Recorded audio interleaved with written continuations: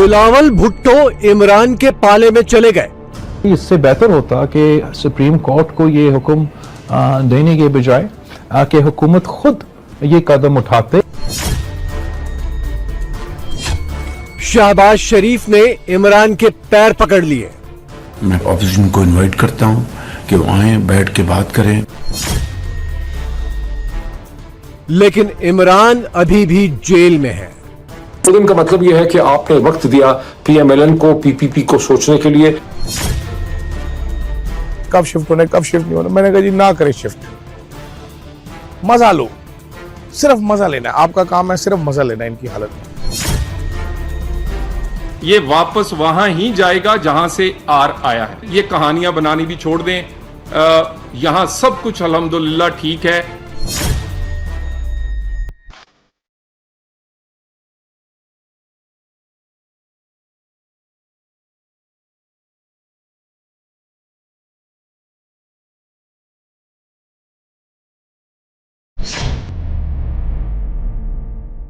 पाकिस्तान की कठपुतली सियासत एक बार फिर करवट लेने जा रही है। जो अंदर है उसे बाहर आना है, जो बाहर है वो अंदर जाने के नाम से कांप रहा है, और अंदर बाहर का ये खेल खिलाने वाला चुपचाप बैठकर डोरियां हिला रहा है, और पूरा पाकिस्तान इस कठपुतली डांस के मजे ले रहा है। इमरान खान को अस्पताल शिफ्ट करने के आदेश के खिलाफ शहबाज सरकार ने बुधवार को पुनर्विचार याचिका लगाई थी, लेकिन गुरुवार को शहबाज सरकार ने खुद अपनी याचिका वापस ले ली। पाकिस्तान की सियासत में कुछ भी पक्का करने की हैसियत सिर्फ फौज की है, और फौज से बिलावल को सिग्नल मिल चुका है, इसलिए वो तुरंत इमरान खान की पार्टी के लोगों से मिलने भी पहुंच गए।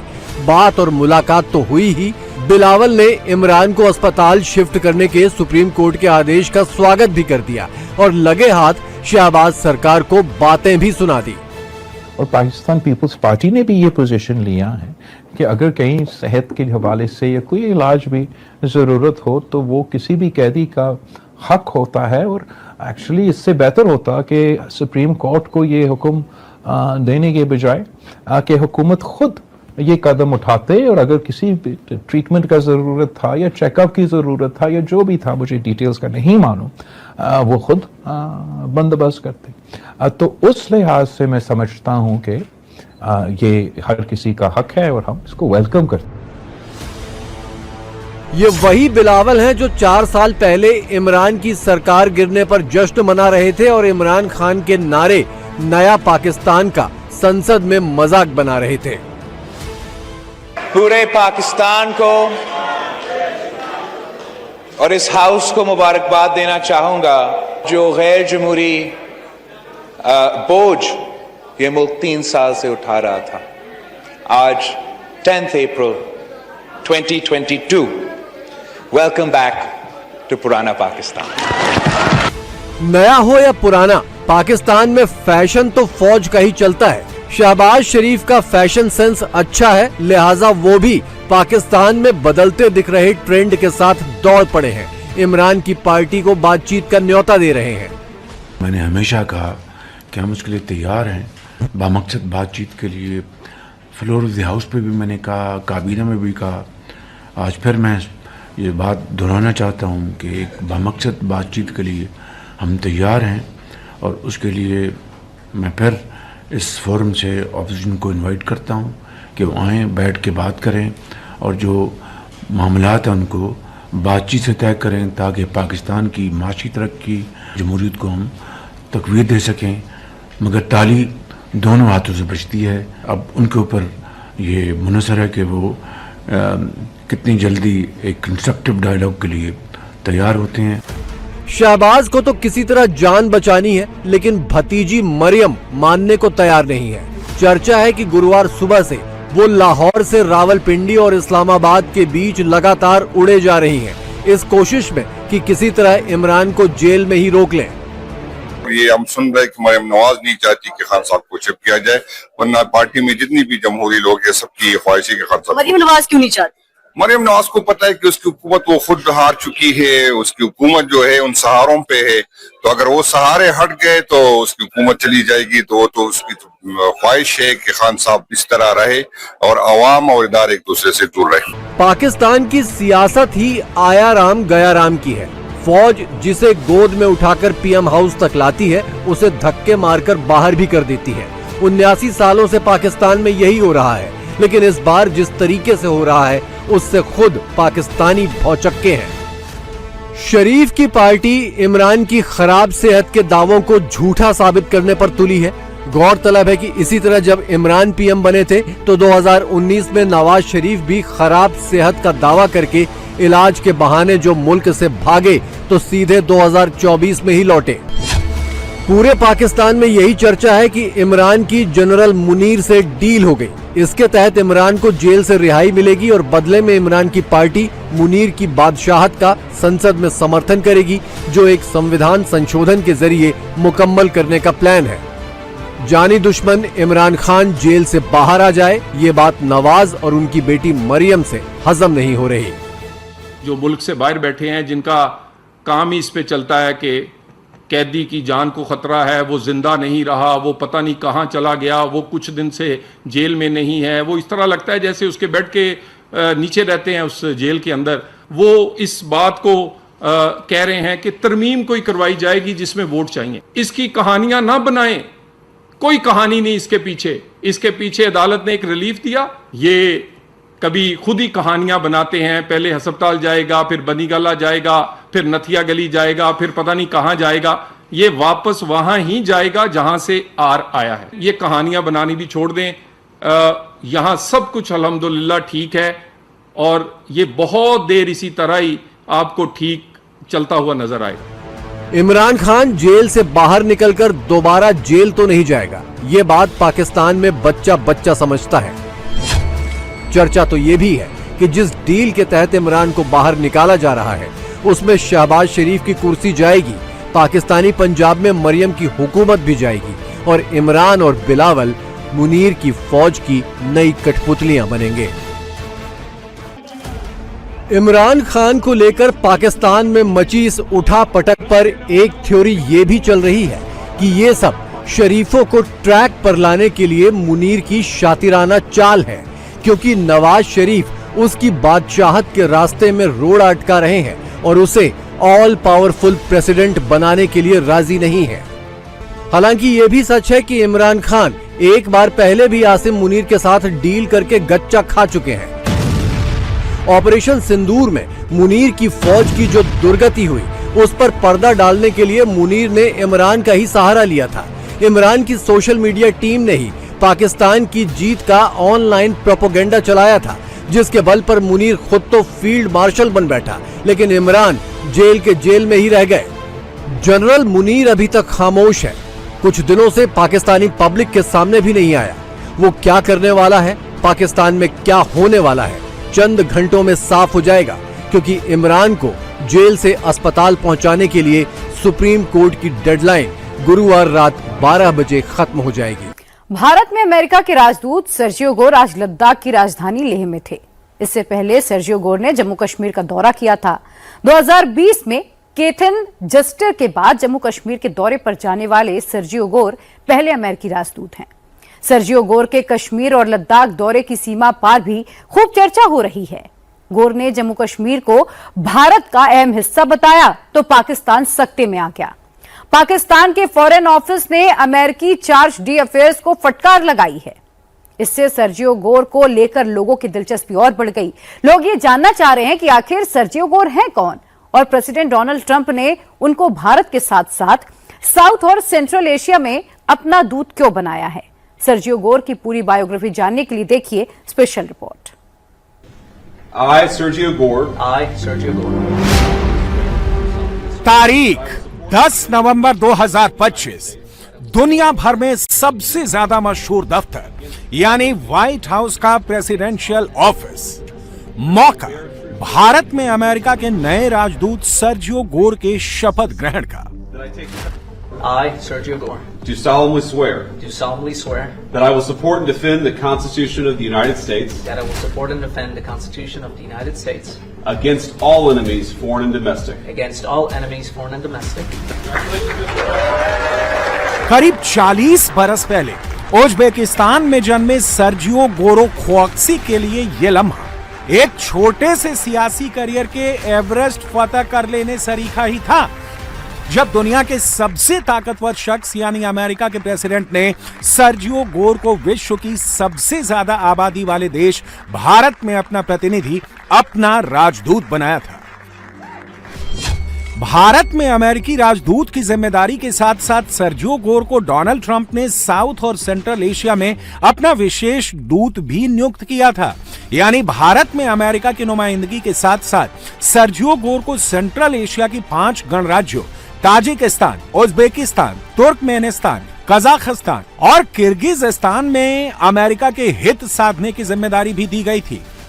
इसके अलावा साउथ एशिया के बाकी देशों यानी बांग्लादेश, श्रीलंका, अफगानिस्तान और पाकिस्तान में भी वो अमेरिका की डिप्लोमेटिक कॉर्प्स के सबसे बड़े कमांडर बनाए गए थे।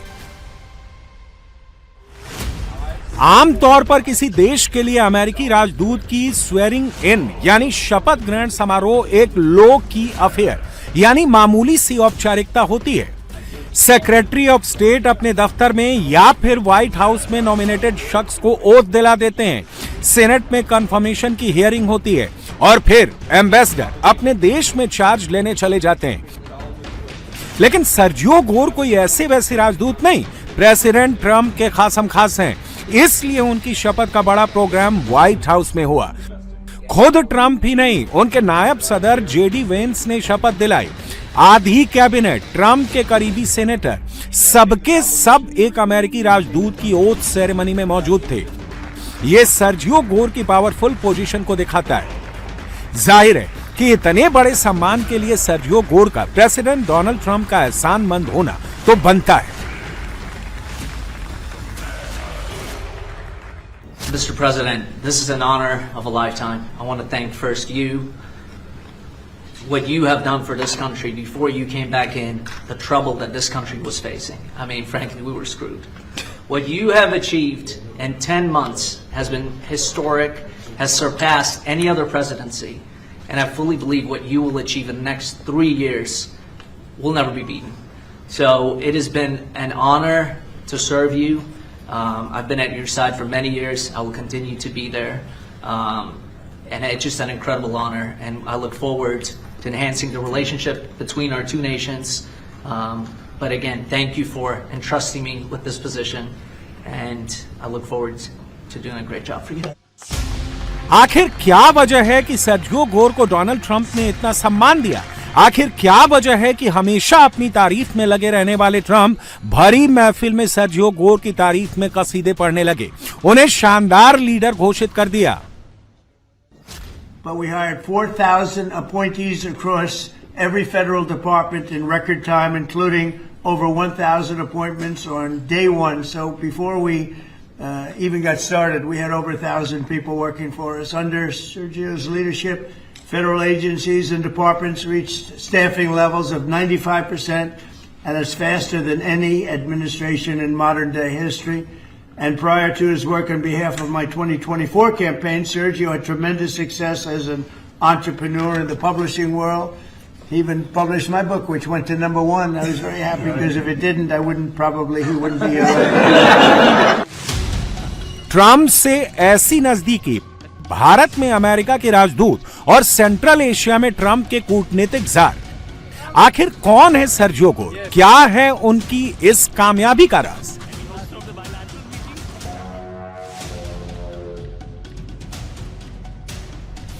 इस साल जनवरी में जब से सर्जियो गोर ने अमेरिकी राजदूत का चार्ज लिया है, तब से ही अमेरिका से लेकर भारत तक यही सवाल पूछा जा रहा है।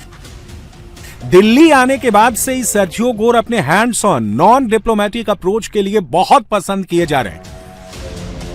जम्मू कश्मीर को भारत का अहम हिस्सा बताना हो, यूएस इंडिया ट्रेड डील की सलवटें दूर करनी हो, या भारत के कारोबारियों से लेकर नेताओं से मुलाकातों का सिलसिला हो, सर्जियो गोर अनस्टॉपेबल हैं।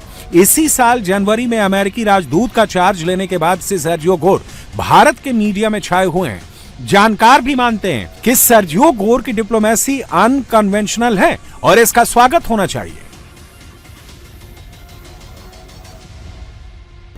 ये जो अमेरिकी राजदूत हैं भारत में, ये जब से आए हैं ये अपने तय तो कोशिश कर रहे हैं भारत और अमेरिका के जो रिश्ते हैं वो वापस उसी गर्मजोशी की तरफ जाएं जैसे पहले थे। अब वो कितना संभव होगा नहीं होगा वो एक अलग बहस है, लेकिन जो कश्मीर का उनका दौरा है वो 2-3 लिहाज से मेरे ख्याल भारत के लिए एक अच्छी खबर लेकर के आया है। एक तो ये कि उन्होंने ये स्वीकार किया है और उनके स्वीकार करने या ना करने से वैसे कोई फर्क तो नहीं पड़ता, लेकिन अगर अमेरिकी राजदूत आकर के स्वीकार करते हैं कि कश्मीर जो है वो भारत का एक अभिन्न अंग है और भारत का एक बहुत महत्वपूर्ण इलाका है, तो मेरे ख्याल इसका तो स्वागत करना चाहिए। सर्जियो गोर के इस नॉन ट्रेडिशनल डिप्लोमेसी की असल वजह है प्रेसिडेंट ट्रंप से उनकी नजदीकी और व्हाइट हाउस में उनकी बैठ, जो गोर को अलग तरह का कॉन्फिडेंस देती है। सर्जियो गोर पिछले 6 साल से भी ज्यादा समय से डोनाल्ड ट्रंप की कोर टीम का हिस्सा रहे हैं। गोर 2020 के अमेरिकी राष्ट्रपति चुनाव में ट्रंप की कैंपेन कमेटी के मेंबर थे। हालांकि उनके और ट्रंप के रिश्ते में असली ट्विस्ट 2021 में आया, जब सर्जियो गोर ने विनिंग टीम पब्लिशिंग के नाम से एक पब्लिशिंग कंपनी खोली, जिसमें उनके पार्टनर बने डोनाल्ड ट्रंप के बेटे Donald Trump junior. Sergio Gor ने ट्रंप के बेटे के साथ मिलकर खुद ट्रंप की लिखी कई किताबें पब्लिश की। 2024 के राष्ट्रपति चुनाव में सर्जियो गोर की ट्रंप से नजदीकी और बढ़ी और वो ट्रंप की पॉलिटिकल एक्शन कमेटी में शामिल कर लिए गए। जब ट्रंप ने चुनाव जीता तो सर्जियो गोर को white house presidential personal office यानी व्हाइट हाउस के लिए काम करने वाले सभी कर्मचारियों का हेड बना दिया। खुद सर्जियो गोर भी ट्रंप और उनके बेटे से इस नजदीकी का खुला प्रदर्शन करते हैं। ट्रंप के साथ क्रिसमस मनाना हो या फिर ट्रंप जूनियर के साथ ग्रीनलैंड की सैर, सर्जियो गोर खुद को एलानिया ट्रंप का दोस्त बताते रहे। The president is a dear friend of mine. I've been with the president for 10 years. So I would say a good part of it was just two friends catching up. I think he's doing an incredible job here. But also I did update him on my travels across India. He loved seeing what I have seen. And as I have traveled across the country, I've seen just incredible things and sharing that with the president. मगर मजे की बात यह है कि 10 नवंबर 2025 को white house में ambassador की शपथ लेने के बाद सर्जियो गोर को अमेरिका के राष्ट्रपति के तौर पर भारत में चार्ज लेने में 2 महीने से ज्यादा लग गए। इस दौरान सर्जियो गोर ट्रंप के दूसरे बड़े एजेंडों पर काम कर रहे थे, जिसमें सेंट्रल एशिया में रूस और चीन के मुकाबले में अमेरिका की पैठ बढ़ाने का एजेंडा सबसे अहम है, ताकि अमेरिका इन देशों के साथ क्रिटिकल मिनरल्स की सप्लाई चेन बना सके, सेंट्रल एशिया के एनर्जी रिसोर्सेज में अपना हिस्सा लगा सके। सर्जियो गोर अपनी पर्सनल डिप्लोमेसी की मदद से 5 सेंट्रल एशियन रिपब्लिक्स में अमेरिकी हैसियत में इजाफा कर पाने में सफल रहे हैं। सर्जियो गोर ने पिछले साल नवंबर में व्हाइट हाउस में 5 मध्य एशियाई देशों के प्रमुखों के साथ ट्रंप का सम्मेलन कराकर यह साबित कर दिया कि वो सिर्फ यस मैन नहीं, ट्रंप के हर हुक्म को हकीकत में तब्दील करने के उस्ताद भी हैं और उनके इस हुनर का लोहा ट्रंप के वाइस प्रेसिडेंट जेडी वेंस भी मानते हैं। First of all, congratulations, Sergio. You're going to be a great ambassador, a great representative to the country of India, which the president and I both love. As a lot of you know, Sergio was a critical piece of what made the first 10 months such a great success. Obviously, the president's leadership is the most important thing, but you can't do a whole lot unless you've got good people around you. And Sergio did as much as anybody to ensure that the White House was staffed with the very best people, people who were loyal to the president, loyal to the country, and loyal to the agenda that we're trying to implement. असल में JD Vance Trump के प्रति जिस वफादारी की बात कर रहे थे, सर्जियो गोर उसका इम्तिहान लेने के गुरु बनाए गए। 2024 में राष्ट्रपति चुने जाने के बाद ट्रंप ने सर्जियो गोर को व्हाइट हाउस में अपने वफादार कर्मचारी भर्ती करने की जिम्मेदारी सौंपी थी। उनको व्हाइट हाउस में कर्मचारियों का मुखिया बनाया गया था। सर्जियो गोर नवंबर 2024 में रिजल्ट आने के बाद से ही काम पर लग गए थे। जनवरी 2025 में ट्रंप के शपथ लेने तक सर्जियो गोर 1000 लोगों को ट्रंप की वफादारी के सर्टिफिकेट के साथ अपॉइंटमेंट लेटर दे चुके थे। गोर ने ट्रंप के लिए लगभग 4000 लोगों को नौकरी पर रखा था। खुद डोनाल्ड ट्रंप ने भी भरी महफिल में सर्जियो गोर के इस अचीवमेंट की तारीफ की थी। 1 year ago, Sergio played a key role in helping us secure the most consequential presidential election victory in the history of our country. And from the day we won, he immediately began working to staff our new administration with the most talented team of any president, and we have had a great team. But as my director of office and presidential personnel from the early days of transition, Sergio's leadership was essential to fulfilling the historic mandate entrusted to us by the American people, and that's what we've done. With the help here at the White House, we set new benchmarks for presidential staffing. Nobody's done it. Sergio Gor को Trump का कितना भरोसा हासिल है, इसका सबूत उन्होंने 3 महीने पहले ही दे दिया था, जब दिल्ली की अमेरिकन एम्बेसी में अमेरिका की आजादी के 250 साल पूरा होने का जश्न मनाया गया था। भरे मन से सर्जियो गोर ने सीधे प्रेसिडेंट ट्रंप को फोन मिलाया था और ट्रंप की बात सबको सुनवाई थी।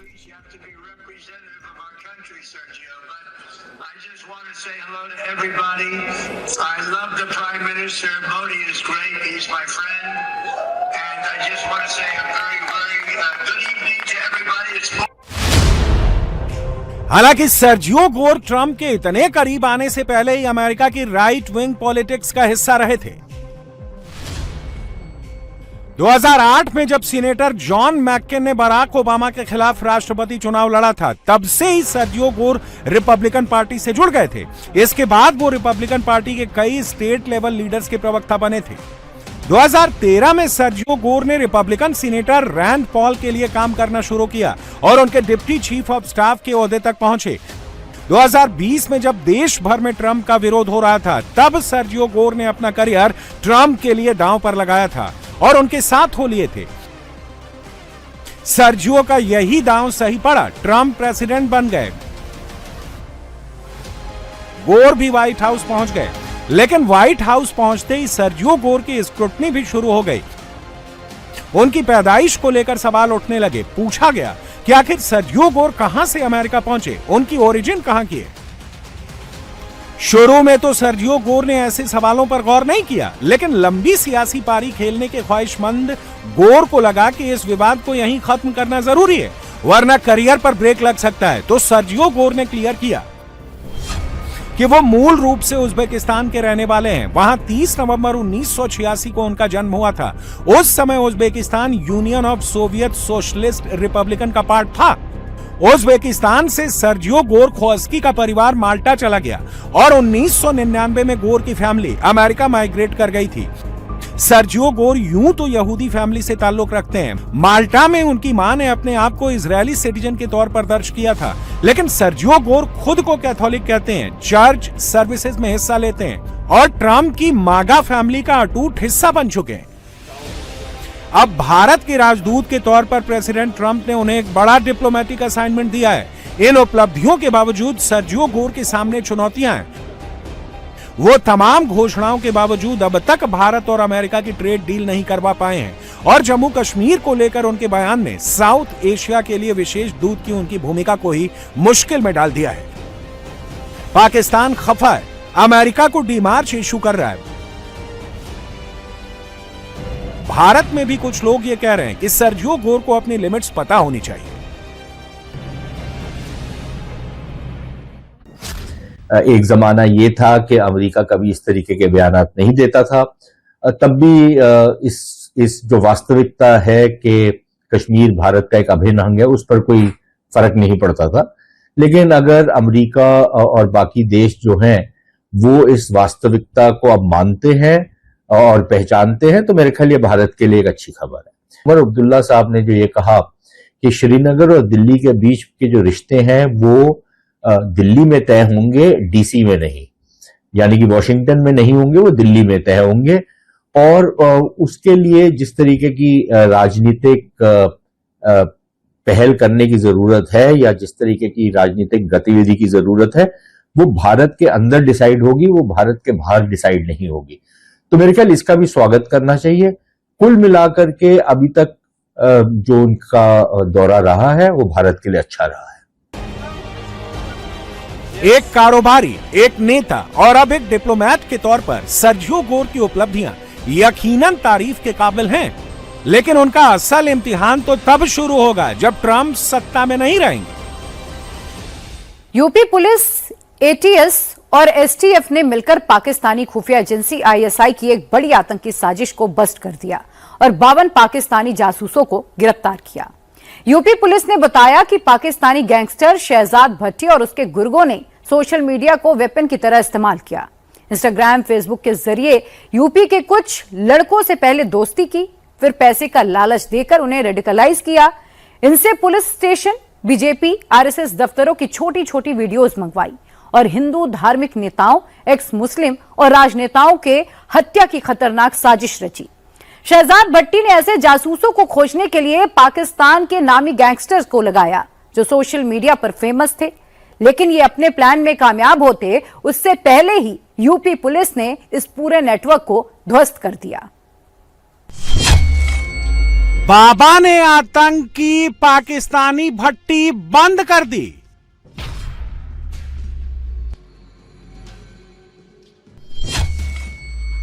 आतंकी भट्टी के 52 चेले बाबा से बचा लो बोले।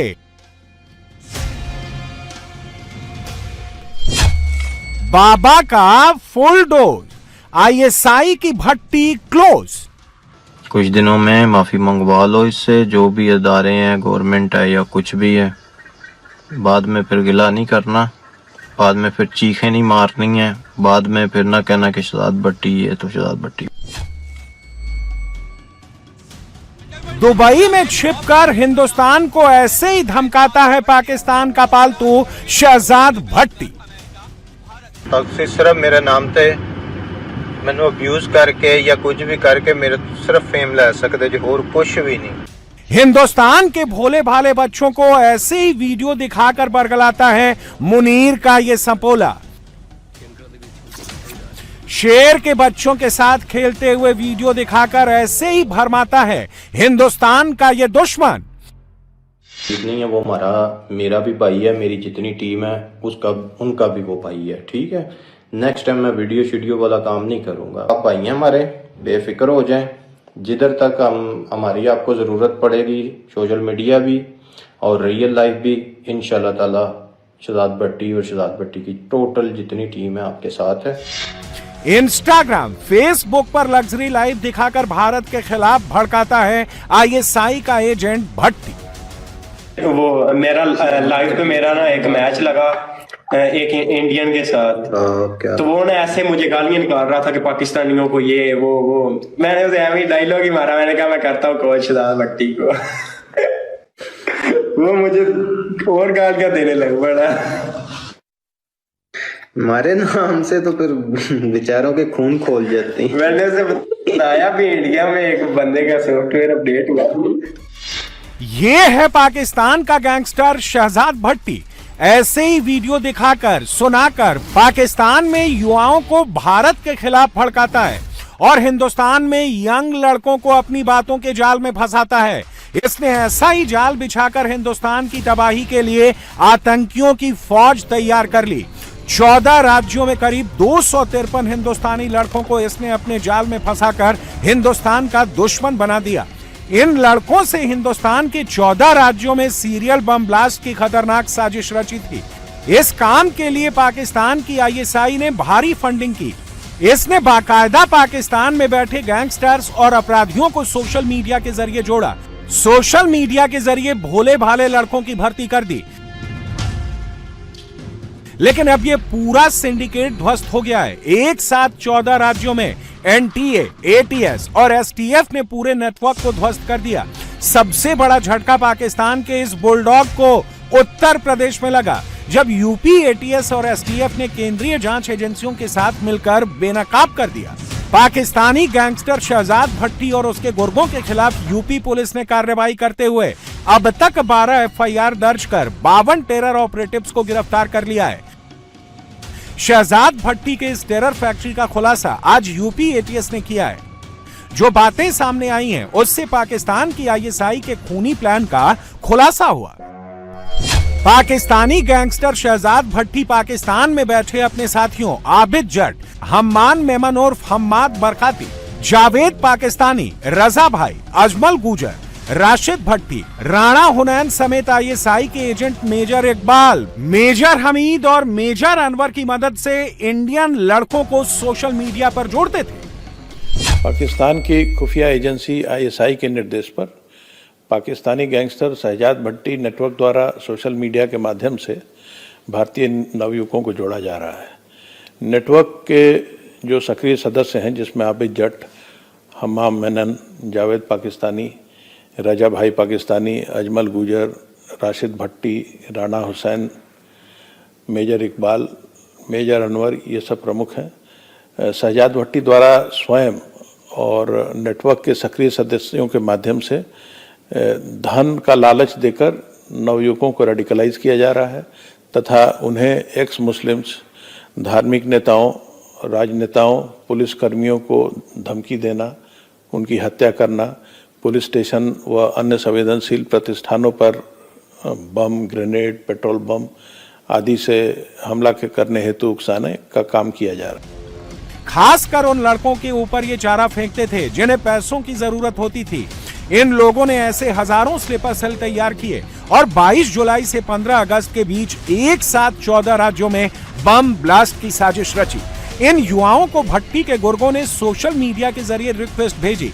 पहले दोस्ती और बातचीत के जरिए भरोसा बढ़ाकर छोटे छोटे काम लेने शुरू कर दिए। शहजाद भट्टी की साजिश का शिकार हुआ ये जासूस अशरफ दानियाल है, जो अब ATS के शिकंजे में है। जनवरी 2026 में इंस्टाग्राम पर हामिद मेमन नाम के पाकिस्तानी गैंगस्टर ने दानियाल से दोस्ती की। मेमन पाकिस्तानी गैंगस्टर शहजाद भट्टी का साथी है। कैसे हिंदुस्तान के इस लड़के को अपनी जाल में फंसाया, सुनेंगे तो चौंक जाएंगे। हामिद मेमन ने पहले इंस्टाग्राम पर दानियाल से दोस्ती की, फिर दानियाल को एक दूसरे मैसेजिंग ग्रुप में जोड़ा जहां पर भारत के मुसलमानों के हालत और उसे बदलने की चर्चा होती थी। फिर उसे पैसे के बदले छोटा सा काम दिया गया। भिवंडी के नारपोली पुलिस स्टेशन का वीडियो बनाकर मेमन को भेजना था। इस नेटवर्क में जो सक्रिय युवक हैं, उनको पहले छोटी छोटी गतिविधियां, आतंकी गतिविधियां जैसे रैकी, आगजनी, धमकी देना, जिहादी पोस्टर चिपकाना, पेट्रोल बम फेंकना इत्यादि घटनाएं कराई जाती हैं। जब छोटी घटनाएं करने में कोई व्यक्ति सफल होता है तो उससे बड़ी घटनाएं कराने का प्रयास किया जाता है।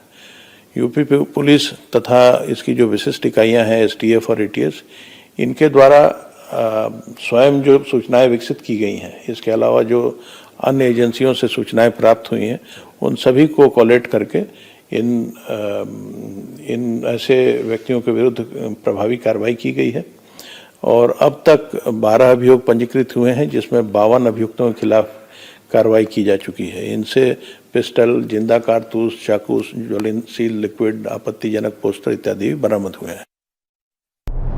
दानियाल के शुरुआती वीडियो भेजने के बाद शहजाद भट्टी गैंग में इसको और भी सक्रिय भूमिका दी गई। इसके बाद उसे दूसरा टास्क दिया गया। 17 सेकंड का वीडियो भेजने के बाद कथित तौर पर उसे पाकिस्तानी गैंगस्टर आबिद जट की तस्वीर भेजी गई। उसे तस्वीर के 50 प्रिंट निकालकर अपने इलाके में चिपकाने और इसका वीडियो बनाकर वापस भेजने को कहा गया। यूपी ATS ने दानियाल को गोरखपुर से पकड़ा।